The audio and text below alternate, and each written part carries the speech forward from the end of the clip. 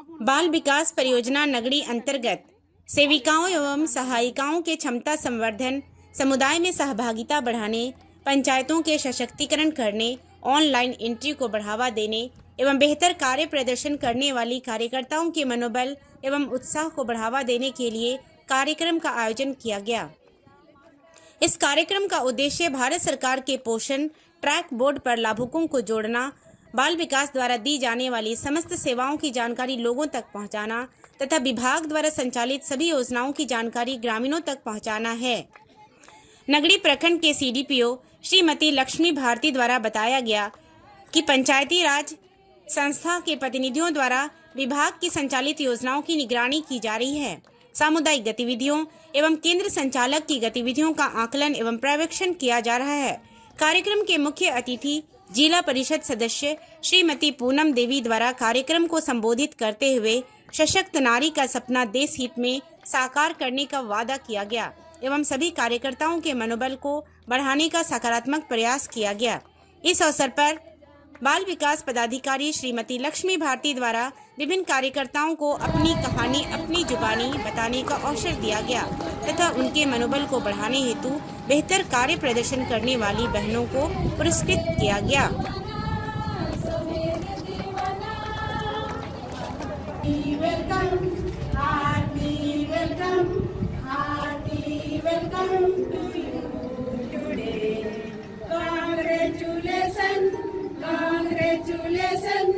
Congratulations to you today.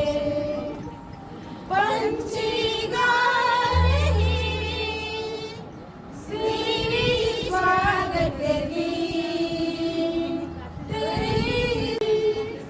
गूंज रहा संगीत, गूंज रहा संगीत, ऐसे मौसम में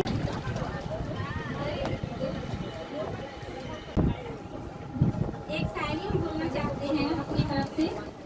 महका है चमन सारा श्रीमती जो आए हैं, महका है चमन सारा श्रीमती जो आए हैं। एक नारी एक परिवार की रीढ़ है, एक माँ के रूप में, बहन के रूप में, बेटी के रूप में, हर तरह से एक नारी जो है एक घर की केंद्र बिंदु है। और आप सभी जितनी भी हमारे यहाँ इस बीच नारियां उपस्थित हैं, वो सभी अपने आप में शक्तिशाली और पूजनीय हैं। मैं आंगनबाड़ी के बारे में बताना चाहती हूँ। 38 साल से नगरी पंचायत में आंगनबाड़ी केंद्र चल रहे हैं और हर जगह ये शिकायतें हो रही कि आंगनबाड़ी सेविका दीदी काम नहीं करती। ये बात सही है या नहीं? सही है, लेकिन क्या अभी पिछले 5 महीनों से कोई ये बताएंगे कि हमारे आंगनबाड़ी नहीं खुलते? आप लोग हाथ उठाइए, आंगनबाड़ी खुलते हैं या नहीं खुलते? हाथ उठाएं तो मुझे पता चलेगा कि आंगनबाड़ी खुलते हैं या नहीं खुलते। कुछ लोगों के हाथ नहीं उठे हैं। सभी का हाथ देखना है कि हाथ उठे हैं या नहीं उठे।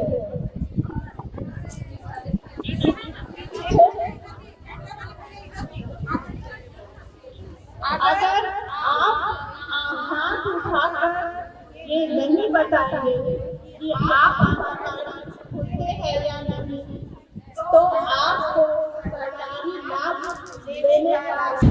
मेरा यहाँ सेविका के पद पे कार्य करते रहते हुए 35 साल हो चुका है और बहुत अनुभव मतलब अच्छा भी था, थोड़ा कड़वा भी था। और हम लोग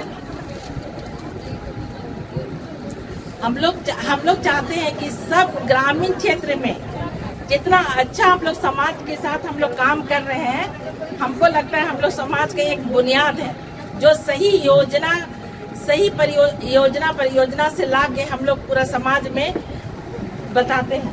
शादी लालगुटवा महुआ टोली के अजय मिंज के साथ हुआ। और हमारी पता है कैसी शादी थी? लव मैरिज थी।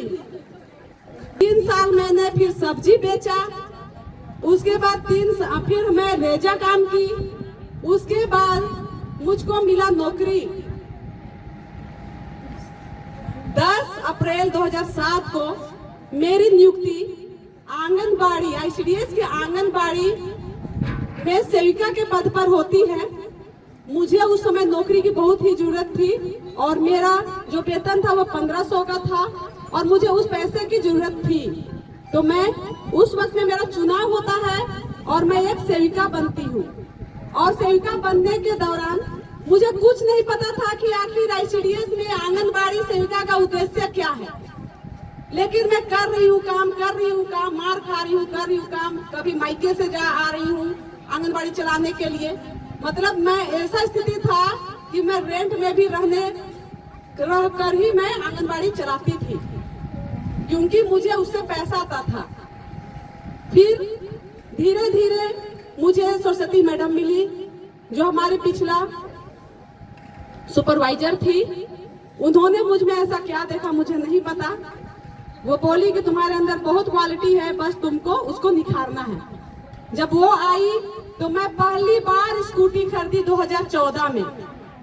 और उसमें भी मालूम क्या हुआ, मेरे पति ने मुझसे स्कूटी भी छीन के दूसरे का घर में रख दिया। लेकिन भी मैं नहीं रुकी। मैं मांगती थी स्कूटी की, दीजिए नहीं तो चलिए पहुंचा के आइएगा। लेकिन नहीं आते थे, हम पैदल ही जाते थे। आंगनबाड़ी का जो मीटिंग होता था रातू में, वहां भी हम पैदल। यहाँ पर हम लोग का 1.5 किलोमीटर होता है महुआ टोली से लालगुटवा निकलने में। बच्चा को पीछे बांध के, एक बच्चा को पकड़ के, ऐसा करके मैं मीटिंग अटेंड करती थी। उसके बाद मैं धीरे धीरे आगे बढ़ी और जब मैं देखने लगी कि मेरा आंगनबाड़ी से कुछ नहीं होने वाला है, हमको साइड इनकम भी देखना पड़ेगा। तो आप लोग को पता भी होना चाहिए कि मैं आंगनबाड़ी के साथ साथ मैं अपना साइड इनकम भी देखती हूँ। मैं आयुर्वेद विभाग से भी जुड़ी हुई हूँ और इस तरीके से मैं अपने बच्चों को अच्छी शिक्षा दे पा रही हूँ। और साथ ही साथ मैंने 4 व्हीलर भी खरीदा और मैं खुद ड्राइव भी करती हूँ। कहने का है कि एक महिला अगर चाहे तो बहुत कुछ कर सकती है, बस वो जुनून, वो हुनर होना चाहिए। अगर आपके घर में भी इस तरीके का केकड़ा हो जो आपका कदम को पीछे खींचते हैं, तो आपको खुशी और उनको आशीर्वाद देना चाहिए, क्योंकि फर्स्ट आने के लिए भी एक पैर पीछे करके ही दौड़ना पड़ता है। ऊंची छलांग मारने के लिए भी एक पैर को पीछे करके ही छलांग मारना पड़ता है। और हम लोग का जो कार्य है वो पोषण ट्रैकर के अनुरूप है। 2019 में ही पोषण ट्रैकर का ऐप आ गया था और हम लोग को कुछ पता नहीं था कि इसका हम लोग करेंगे क्या। फिर भी हम लोग को जो समझ में आ रहा है हम लोग कर रहे हैं, क्योंकि हम लोग को इसका ट्रेनिंग आज तक नहीं मिला है ढंग से। लेकिन भी हम लोग को जो आता है वो हम लोग कर रहे हैं और मैं जितना चाह रही हूँ कि सिखा रही हूँ। पोषण ट्रैकर को समझने के लिए उस एज का होना जरूरी है, उस पढ़ाई का होना जरूरी है। और आज आंगनबाड़ी सेविका दीदी लोग ऐसे हैं जो बुजुर्ग है, जो अभी तक स्क्रीन टच मोबाइल को खोलने तक नहीं जानते हैं। आज वे अपने बच्चों के सहारे पोषण ट्रैकर को खोल रहे हैं। और मैं धन्यवाद देना चाहूंगी हमारी जो मैम, हमारी CDPO लक्ष्मी भारती मैम को। जब वो आई तो आखिर पोषण ट्रैकर है क्या, इसको कैसे चलाना है, इससे हम लोग को रूबरू करवाई।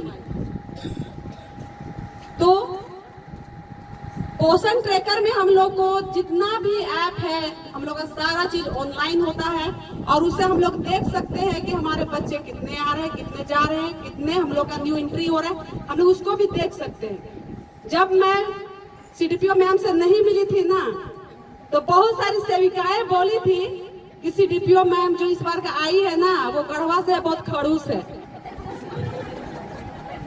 अब जब बोली ना तो मेरा तो मन तो एकदम धक धक हो गया भाई कि हम करेंगे क्या।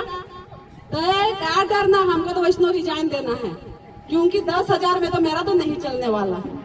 तो मैं रिजाइन देने के लिए ही थी, लेकिन एक दिन अचानक मैं चली गई। उस दिन मैडम का ट्रेनिंग था, देना था हम लोग को, मुझको पता नहीं था, लेकिन मैं यूं ही चली गई। और अभी आप लोगों को पता नहीं होगा, मैं जब भी जाती हूँ ना, मैं रिजाइन लेटर ले ही घूमती हूँ। जब मौका मिले ना लीजिए, हम जा रहे, हमसे नहीं हो पाएगा, क्योंकि मेरा सपना केवल आंगनबाड़ी में रह के आंगनबाड़ी में ही मर नहीं जाना है, उसके अलावे भी मुझको पहचान अपना बनाना है। तो जब मैडम ट्रेनिंग दे रही थी ना, तो उसमें था थीम देखना और सीखना। तो मुझको ना मैडम का पता नहीं क्या ऐसा बात था जो अट्रैक्ट कर दिया। तो मैं उसके बाद मैडम का हर एक बातों को मैं फॉलो करने लगी। और उससे पहले तो मैडम हम ही को फॉलो कर ली थी। मेरा आंगनबाड़ी में कब कब आके विजिट करके जा रही हमको पता नहीं। तो इस तरीके से मैडम के मार्गदर्शन में मैंने काम किया, मैंने उनके बातों को फॉलो किया। देखना, सीखना, अपने व्यवहार में परिवर्तन और अपने कार्यों का प्रदर्शन। हम लोग जो काम करते हैं ना, उसको केवल हम लोग अपने तक सीमित रखते हैं, उसको हम लोग को अपने तक सीमित नहीं रखना। अगर आप एक सेल्फी भी खिंचा रहे हैं ना, तो फेसबुक में, व्हाट्सएप में अपलोड कर दीजिए स्टेटस में। आपका जो स्टेटस होगा वही आपका व्हाट्सएप में होगा, वही आपका फेसबुक में होगा, जिससे कि लोग जानेंगे कि आप आखिर हैं क्या। आपका पहचान आपके हाथों पे है, आप किस तरीके से अपना पहचान बना रहे हैं। और मैडम ने मुझे जैसे जैसे दिशा निर्देश देते गई, मैंने वैसा ही वैसा करते गई। आज मैडम के माध्यम से मेरे आंगनबाड़ी में 30 सितंबर 2024 को टीवी लगी। इसके लिए मैं मैडम को बहुत धन्यवाद दूंगी। और मैडम के द्वारा मेरा आंगनबाड़ी एक सक्षम आंगनबाड़ी के रूप में नियुक्ति किया गया। और मेरे आंगनबाड़ी में बिजली, किचन सब कुछ व्यवस्थित है, सिवाय भवन बाउंड्री के, वो भी बहुत जल्द हो जाएगा। और मेरे बच्चे जैसे ही टीवी लगी वैसे ही मेरे बच्चे बढ़ गए। मेरे गांव के बच्चे नहीं है, मेरे सारे बच्चे मेरे बच्चे। भले मैंने 2 बच्चों को पैदा किया है, लेकिन पूरा सारा गांव का बच्चा मेरा बच्चा है। उसका जो भविष्य, जो नींव का निर्माण जो कहते हैं, नवचेतना करके हैं, तो वो मेरे द्वारा शुरू होगा। जो आंगनबाड़ी में बच्चे आएंगे उनको हमारे द्वारा ही दिया जाएगा। और अगर आप लोग चाहेंगे, आप लोग को चाहना ही पड़ेगा कि आपके यहाँ बार बार विजिट करवाइए। मेरा आंगनबाड़ी में इतना विजिट होता था, हमको अपने पहचान से मुझको बहुत प्यार है, मुझको मेरी इज्जत बहुत प्यारी है। मैं कोई भी हालत में अपनी इज्जत को गंवाना नहीं चाहती। और यही वजह है कि मैंने अपने आंगनबाड़ी में सुधार करना शुरू कर दिया। मैंने तो सबसे पहले अपने आंगनबाड़ी में किशोरियों की मदद से, बच्चों की मदद से अपने स्तर से रंग पेंट किए। लेकिन जब इनसे पहले जो सीडीपीओ थी रीना कुमारी मैम, जब वो आई और डांटी ना, तो हमको बहुत खराब लगा, क्योंकि उस दिन VHSND का दिन था। और मुझको पूछा गया कि तुम्हारे यहाँ इस साल कितनी पहली लड़की पैदा हुई है, तो मैंने कहा 1। तो मैम ने बोला कि 1 कैसे, तुम इतना नाकाबिल कैसे हो सकती हो। तो मैम ने पूरा बात नहीं सुनी कि 1 लड़की बच्ची, पहली बच्ची पैदा हुई थी, बाकी 4 लड़के पैदा हुए थे और 2 दूसरी लड़की बच्ची पैदा हुई थी। और मुझको पूछा गया था कि आपके 1 साल के अंदर में कितनी पहली बच्ची पैदा हुई है। और जब सबके सामने डांट पड़ता है तो कैसा लगता है, सोच सकते हैं आप लोग। मुझको ना अंदर से लगा था, कैसा आंगनबाड़ी करके रखी हो, इधर ये है उधर वो है। हम बोले अच्छा तो क्या आंगनबाड़ी देखे हो, तो कल परसों से आओ तो हम आंगनबाड़ी दिखाते। उसके बाद मैंने NGO स्तंभ से संपर्क किया और उसी वक्त मुझे मिला था ICDS के तरफ से 6000 रुपया आंगनबाड़ी का रंग रोगन कराने के लिए। और मैंने स्तंभ के माध्यम से और वो 6000 रुपया दे के मैंने अपने आंगनबाड़ी का सौंदर्यीकरण कराया। और मैं घर घर जाकर सबको बोलने लगी कि मेरा आंगनबाड़ी में अगर आपका बच्चा नहीं आया ना, तो समझ लीजिएगा क्या होगा। आप जब आइएगा ना सत्यापित करने के लिए, तब अभी तो आप नौटंकी कर रहे हैं कि बहुत दूर हो गया है। जब आप आइएगा ना मेरे पास साइन करने, तब हम बताएंगे कि भैया हम क्या है, हम साइन नहीं करेंगे। आप बचवा दीजिएगा तब ना हम साइन करेंगे जी। आपका अटेंडेंस, आपका बच्चा का अटेंडेंस मेरे रजिस्टर में, मेरे फोन में अगर नहीं होगा, तो हम आपको सत्यापित कैसे करेंगे कि आप आंगनबाड़ी से निकले, आप नर्सरी में पढ़ाइएगा और आंगनबाड़ी से साइन मांगिएगा? तो भाई हम वो तो नहीं दे पाएंगे, आप नर्सरी से कर लीजिए। और आज आप लोग को विश्वास नहीं होगा, जो लोग अपने बच्चों को नानी घर पहुंचा देते थे ना आंगनबाड़ी पहुंचाने के बावजूद, आज वही पेरेंट्स मेरे आंगनबाड़ी में पहुंचाते हैं बच्चे, अपने बच्चों के साथ बैठते हैं 1 बजे तक। और जो बच्चे का पेरेंट्स काम करने जाते हैं ना, उनके बच्चों को मैं स्कूटी में बैठा के, और 1-2 नहीं 5 से 6 वो लोग को बैठा के गाना गाते गाते मैं लाती हूँ और वो लोग भी गाते हैं। तो इस तरीके से हम लोग काम करते हैं। और मैं इसलिए काम करती हूँ अपने बच्चों को वहां से, क्योंकि हम लोग का 2 गांव मिलकर है। महुआ टोली अलग है, कुट्टे अलग है। कुट्टे का बच्चों को मेरी सेविका शीला टोप्पो लेके आती है और महुआ टोली का बच्चों को मैं उठा के लाती हूँ। और जो नहीं, जिनको मैं नहीं ला पाती हूँ, उनके पेरेंट्स को बोलती हूँ आप पहुंचाइए। और इस तरीके से मेरे यहाँ बच्चे आज 18 से 20 हो गए हैं। जहाँ एक समय में बच्चा 1 से 2 हुआ करता था, आंगनबाड़ी में बैठे बैठे मैं रोती थी कि कैसे होगा। मैं यूं ही वेतन तो नहीं ले सकती ना, मुझको जो वेतन मिलता है वो बच्चों को पढ़ाने के लिए, बच्चों को पूरक आहार के लिए, स्कूल पूर्व शिक्षा के लिए, टीकाकरण के लिए दिया जाता है। अगर वही हम नहीं कर पा रहे हैं तो मैं इस क्षेत्र में क्यों हूँ? और यही वजह था कि मुझको रिजाइन देने का मन था, लेकिन जब से CDPO मैडम आई है अब नहीं मन करता है। अभी नई जो हमारे यहाँ सरकार महिलाओं के लिए कल्याणकारी योजना चला रही है, उस कल्याणकारी योजना के तहत 2020 से पूरे देश भर में पोषण ट्रैकर के माध्यम से आंगनबाड़ी के लाभुकों का पंजीकरण हो रहा है। हमारी आंगनबाड़ी सेविका दीदी ने मंच से आपको बताया कि मैं 5 साल से काम कर रही हूँ और हमारा डाटा जो है वो लाल दिख रहा था। डाटा लाल दिखने का ये मतलब है कि हमारे लाभुक गर्भवती महिला, धात्री महिला और 7 माह से 3 वर्ष के बच्चे, 3 से 6 वर्ष के बच्चे और 14 से 18 वर्ष की लड़कियों का पंजीकरण भारत सरकार के यहाँ नहीं हो रहा है। आगे अधूरे काम हैं। नगरी प्रखंड के 8,000 लाभुकों का पंजीकरण मात्र 5 महीने में हमारी 103 आंगनबाड़ी सेविका सहायिका दीदी ने करके दिखा दिया है। और एक जोरदार ताली हमारी आंगनबाड़ी सेविका दीदी। मैं आप सभी से ये बताना चाहती हूँ कि जब तक आप भारत सरकार के डैशबोर्ड पर अपना पंजीकरण नहीं करवाएंगे, आपको सरकारी लाभ से वंचित होना पड़ेगा। आंगनबाड़ी सेविका, सहायिका, स्वास्थ्य सहिया, जल सहिया, मीडिया प्रभारीगण एवं यहाँ पर उपस्थित तमाम आतिथ्यगण, आप सबका तहे दिल से हार्दिक अभिनंदन स्वागत करते हैं। बड़ी खुशी की बात है कि आज हम लोगों को यहाँ पर एकजुट होने की मौका मिली है। आप लोगों को ऐसे एकजुट देख के हमें बड़ी खुशी होती है, क्योंकि एकता में बल है। और हमारे क्षेत्र की महिलाएं, हमारे क्षेत्र की नहीं, हर जगह की महिलाएं दिनों दिन आगे बढ़ती जा रही है। पुरुषों से कंधा मिलाकर आगे बढ़ रही है। कहीं तो पुरुषों से भी आगे निकल जा रही है। चाहे वो शिक्षा का क्षेत्र हो या विज्ञान का क्षेत्र हो या खेल का क्षेत्र हो या राजनीति का मैदान हो, हर क्षेत्र में महिलाएं आगे निकलते जा रही है। आसमान से लेकर समुद्र तक महिलाएं आगे निकलती जा रही है। हम एक महिला है, इसलिए मैं तो यहाँ पर जितना चीजें यहाँ सुनी, मुझे लगता है कि आज सिर्फ महिलाओं के लिए चर्चा की जाए।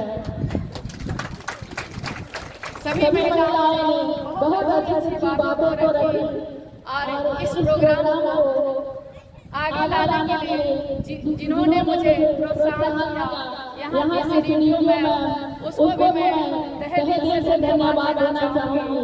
उनके लिए भी आप लोग एक बार जोरदार ताली बजाएं। किसी भी समाज का वास्तविक विकास तभी संभव है जब उस समाज के महिलाओं को सशक्त किया जाए और उन्हें सम्मान अधिकार मिले।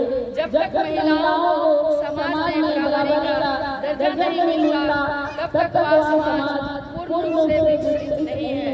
आप सभी जानते हैं कि एक परिवार में एक महिला शिक्षित होती है तो पूरा परिवार शिक्षित होता है, और पूरा परिवार शिक्षित होता है तो समाज शिक्षित होती है, और समाज शिक्षित होगी तभी हमारा देश आगे बढ़ेगा। इसलिए हम चाहेंगे कि आप अपने बेटियों को विशेषकर पढ़ाई में ध्यान दीजिए। हमारे भारत सरकार ने बेटियों के लिए बहुत से और महिलाओं के लिए भी बहुत सारी योजनाएं चलाई हैं, जैसे बेटी बचाओ बेटी पढ़ाओ योजना, महिला सशक्तिकरण योजना, फूलों झाड़ू योजना, कन्यादान योजना, बहुत सारी योजनाएं सरकार ने चलाई हैं। हम चाहेंगे कि आप लोग उसका भी लाभ लें और बच्चियों को पढ़ाएं, क्योंकि हम लोग बेटा बेटी में फर्क करते हैं और जब तो हम लोग भोजन करेंगे उसके बाद जाएंगे। हम चाहेंगे कि आज का ये कार्यक्रम को मुख्य रूप से रखने के लिए हम लोग ये महिला कैसे सशक्त बने, महिला कैसे आगे बढ़े, महिला के साथ में जो आज नाटक और आपके समक्ष जो रखा गया, इस चलते रखा गया कि कैसे आज हमारे बीच में भी आज इस युग में भी बाल विवाह और उसके बाद में इस तरह से महिला के साथ उत्पीड़न होता है, उसको दिखाने का कोशिश किया गया है। इस जमाने में भी आज देश का आजादी इतना वर्ष होने के बाद भी हम लोगों के बीच में जागरूकता नहीं, तो कैसे महिला जागरूक हो, इसके लिए आज तमाम यहाँ आम लोगों को नहीं सिर्फ खास लोगों को ही बुलाया गया है। आप नगरी प्रखंड में जितने भी यहाँ दीदी आए हैं, आप सभी खास हैं और खास है जिसके चलते आप इस नगरी प्रखंड में कैसे बदलाव आए, बदलाव लाने के लिए एक आपका लोकप्रिय जिला परिषद पूनम देवी, और हम देखें कि नगरी प्रखंड में वास्तव में इससे पहले बहुत से हम लोग 20 साल से समाज में काम कर रहे हैं, मगर ऐसा सीडीपीओ पहली बार नगरी को मिला है। हम चाहेंगे कि सीडीपीओ में के लिए आप ताली बजाकर उनका अभिनंदन और स्वागत करेंगे। थोड़ा साउंड वाला भाई चाहेंगे कि साउंड को थोड़ा ठीक करें, और यहाँ पर तमाम नारी शक्ति के लिए हम एक आवाज देना चाहेंगे। सभी नारी शक्ति उसको बुलंदी के साथ आवाज गाएंगे। हम बोलेंगे नारी शक्ति जिंदाबाद, तो आप भी बोलेंगे नारी शक्ति जिंदाबाद। क्योंकि नारी के बिना समाज हो, चाहे यहाँ पर कोई भी काम हो, चाहे घर हो, चाहे परिवार हो, सब अधूरा है। हम नारी को सम्मान में उनका जयकारा करना चाहते हैं। नारी शक्ति, नारी शक्ति, नारी शक्ति। धन्यवाद। नारी शक्ति